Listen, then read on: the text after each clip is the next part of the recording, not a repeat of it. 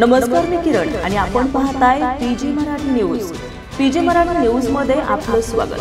पाहूया बातमी सविस्तरपणे। संपूर्ण राज्याचं लक्ष लागलेल्या जालना लोकसभा मतदारसंघाचा निकाल जाहीर झाला असून या चुरशीच्या लढतीमध्ये केंद्रीय मंत्री तथा सलग 5 वेळेपासून खासदार असलेले रावसाहेब दानवे यांना पराभवाचा धक्का काँग्रेस महाविकास आघाडीचे उमेदवार डॉक्टर कल्याण काळे यांनी दिलाय।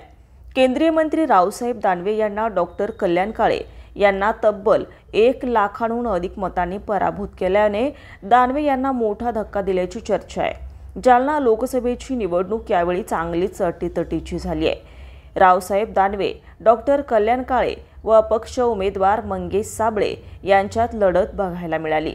या निवडणुकीमध्ये मराठा आरक्षणाचा फॅक्टर देखील चांगलाच चालला असून विद्यमान खासदार रावसाहेब दानवे यांच्याबद्दल अँटी कंबन्सी देखील मोठ्या प्रमाणात असल्याचं त्यांना पराभवाला सामोरं जावं लागलंय। तर 2009च्या लोकसभेत डॉक्टर कल्याण काळे यांचा थोडक्यात झालेला पराभव आणि त्यानंतर सलग 2 वेळा फुलंब्री विधानसभा मतदारसंघातून झालेल्या पराभवानंतर डॉक्टर कल्याण काळे यांच्या गळ्यात या मोठ्या विजयाची माळ पडली आहे। त्यांना 6ही विधानसभा मतदारसंघातून मताधिक्य मिळालं आहे।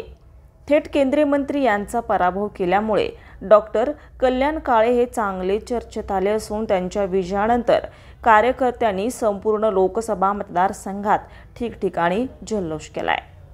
पीजी मराठी न्यूज चॅनलसाठी प्रतिनिधी जगदीश बलांडे, छत्रपती संभाजीनगर। ताज्या बातम्या लवकरात लवकर पाहण्यासाठी पीजी मराठी न्यूज चॅनलला लाईक करा, सबस्क्राइब करा आणि बेल आयकॉन प्रेस करा।